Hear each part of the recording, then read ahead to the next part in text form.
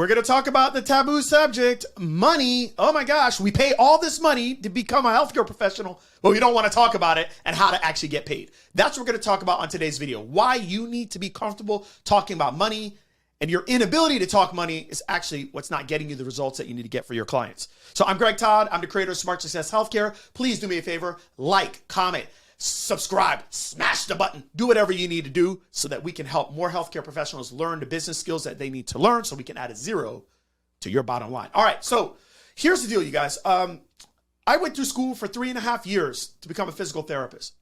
Never had one discussion about money, collecting money, asking people for money. But here's the deal. Without us exchanging money, there's no value exchange and there's no commitment.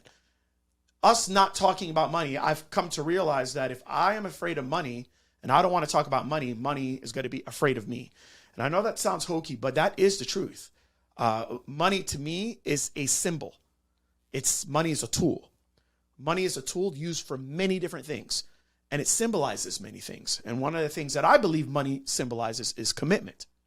Now, here's the deal. We are in healthcare, and we are, for the most part, I think the majority of you that are listening to this are asking for your clients and your patients to do something so that they actually get a result and an outcome that they want. We're not doing surgery on people. We're not doing procedures where there's absolutely no commitment needed from our clients and our patients. So if that's the case, can we all agree on this?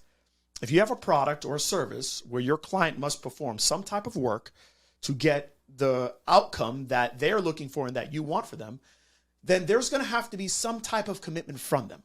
Would we all say that the lesser commitment is going to probably get us lesser results, no matter what we do, what we say, or what we perform on them? Can we say that the greater commitment that they have is going to probably get them a greater outcome and a greater result?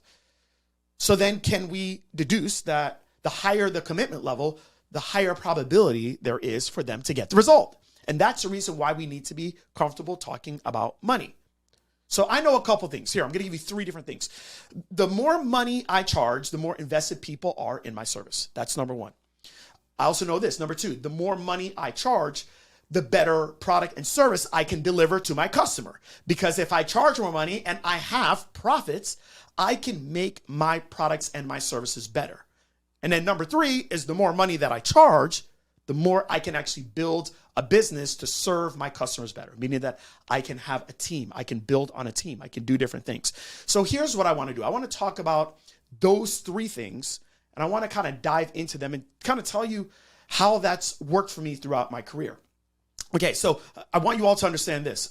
For the first 5 years of my career, I worked strictly in insurance-based clinics, and I worked for other people, okay?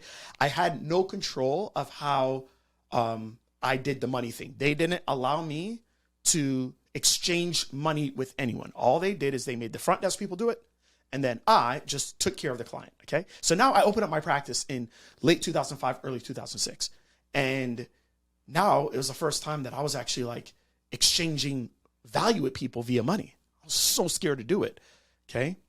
And I opened up insurance-based clinics.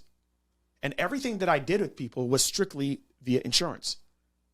And I noticed this. I noticed that when I was charging people very little, or they had no responsibility because of their insurance, it was kind of a 50-50. Some people took it very seriously because they wanted to get better, but there was a lot of people that didn't.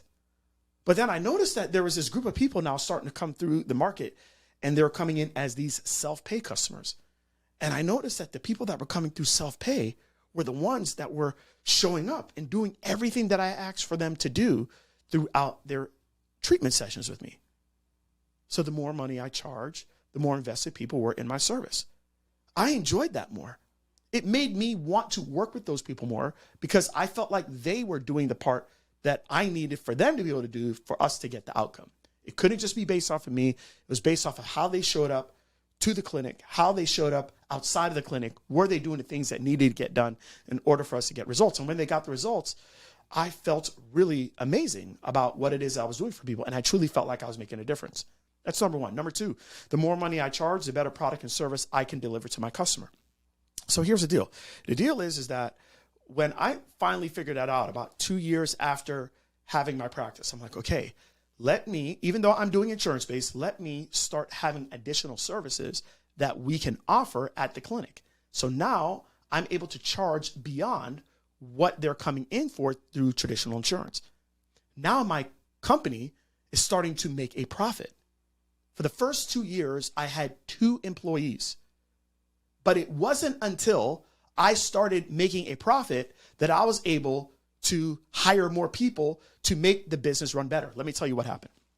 So at this point, it's me working. I had a half-time physical therapist working with me, and I had at that point, I had like someone that I was working at my front desk, and they're working like 10 to 15 hours. So there was times in a day that I was there by myself. Yeah, I know I can get in trouble for that today. But back then, I was there at times by myself, and I was running from front to back, answering phones when my front desk person wasn't there, or the other physical therapist wasn't there, da-da-da-da-da.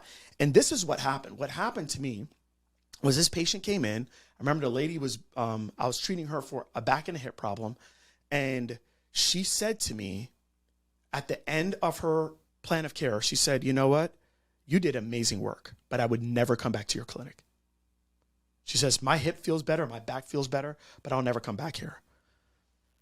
And the reason why I'd never come back is because there was this final time that you worked with me. You didn't clean off the table because you were so busy going from person to person that you forgot to clean the table. And I saw the person leave, and I saw you bring me back there, and I stayed on the table in utter disgust. Oh my gosh, it was the worst feeling ever. And I realized that, you know something? I should have somebody that's making sure that the patient experience, the client experience is amazing, that it's cleanly, that they're just feeling taken care of. And at that moment, the person didn't feel taken care of. Now, I decided the next day to hire someone. I should have done it earlier, but the truth is I didn't do it earlier because I didn't have the money, because I wasn't doing services that made people pay me more. So I had the profit. Next day, I hired somebody, and that person ended up working with me for 12 years, started as a tech, and worked their way up to the main physical therapist at my clinic. Isn't that crazy? The more money you charge, the better product and service that you can give to your customers. Now, after that, I said, you know what I'm going to start doing? I'm going to give people the opportunity to work with me beyond traditional therapy and give more and more and more ways to work with me. And then my profits started to grow because I was comfortable talking about money. I was comfortable getting people to commit to getting better goals, better outcomes than anything that they could have ever imagined. And so what happened is that I started to collect more money. And because I was charging more, I was able to build a business to serve the customers better. From that day that customer said that, within the next 6 months, I hired 6 or 7 more people. And it was within a year and a half after that I was basically working in a clinic, not 70 hours a week anymore, not 60. I went from 60 to 50, 50 to 40, 40 to 30. And then I continued to build a business because I was comfortable asking for money. And then I got my staff comfortable with asking for money and making them understand that money just symbolizes commitment. So if you want commitment from the client, you must ask for money. You must get them to realize that you're exchanging value and you're going to give me value back. And that's how we're going to do it. And it's just a commitment exchange. That's it.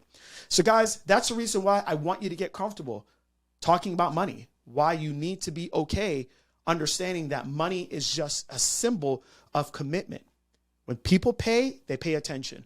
And that's what I want you to be able to do for your customers. Listen, if you guys like this video, do me a favor. Can you comment on it? Tell me what you want to hear next. Tell me what you got and your biggest takeaway from this video. Like this, share it out with other people, and please subscribe to the channel so more people can get stuff like this. We'll see you on the next video.